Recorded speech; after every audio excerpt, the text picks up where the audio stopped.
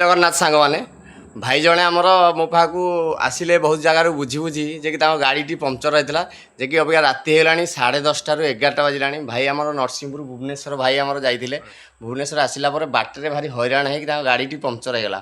ମୁଁ ଯାଇଥିଲି ଟାଙ୍କିକି ତେଲ ପକାଇବା ପାଇଁ, ଭାଇଙ୍କି ଦେଖିଲି, ତାଙ୍କର ଟିକେ ମୁଁ ସହଯୋଗରେ ହାତ ବଢ଼େଇଲି, ଭାଇଙ୍କି ନମ୍ବର ଦେଲି, ସେ ମୋ ପାଖରେ ଆସିକି ପହଞ୍ଚିଲେ। କ'ଣ ଭାଇ ଟିକେ କହିବ? ମୋ ଗାଡ଼ି ପଙ୍କଚର୍ ହେଇଥିଲା, ମୁଁ ଭାଇଙ୍କୁ ଭେଟ କଲି ତେଲ ଟାଙ୍କିରେ, ତେଣୁ ମୋର ପଙ୍କଚର୍ ଠିକ୍ ବର୍ତ୍ତମାନ ହେଇଯାଇଛି, ଠିକ୍ ହେଇଯାଇଛି। ମୁଁ ବହୁତ ଖୁସି ଅଛି। ଭାଇଙ୍କୁ ଧନ୍ୟବାଦ। ଜୟ ଜଗନ୍ନାଥ। ରହିଲି ଭାଇମାନେ, ଜୟ ଜଗନ୍ନାଥ। ଭାଇ ଏମିତି ଖୁସିରେ ଯାଇକି ନରସିଂହପୁରରେ ପହଞ୍ଚିଗଲେ। ମୁଁ ଭାଇ ଚିରଗୁଣ ହେବି। ସାର୍ ବି ଆସିଥିଲେ, ସାର୍ ବି ସାଙ୍ଗରେ ଆସିଥିଲେ ଭାଇଙ୍କର। ସାରେ ଆଉ ଆମ ଭାଇ ଅବିକା ନରସିଂହପୁର ପଳେଇବେ।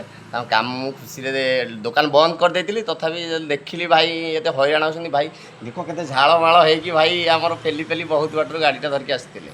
ଦେଖିଲି ତ ଭାରି ଭାଇ କଷ୍ଟ ଲାଗିଲା ଯେ ବନ୍ଦ କରିକି ମୁଁ ଯାଉଥିଲି, ତଥାପି ଭୋକ ହେଉଥିଲା। ତ ନାଇଁ ଭାଇଙ୍କ କାମଟା ସାରି ଦେଇ କେମିତି ଯିବି। ରହିଲି ଭାଇମାନେ, ଜୟ ଜଗନ୍ନାଥ। ଜଣେ ଜଣେ ସହନଶୀଳ ହୃଦୟ ବ୍ୟକ୍ତିଙ୍କର ସାହାଯ୍ୟ ଆଜି ଆମକୁ 25 କିଲୋମିଟର ଯିବା ପାଇଁ ଆମକୁ ବାକି ଅଛି ରାସ୍ତା।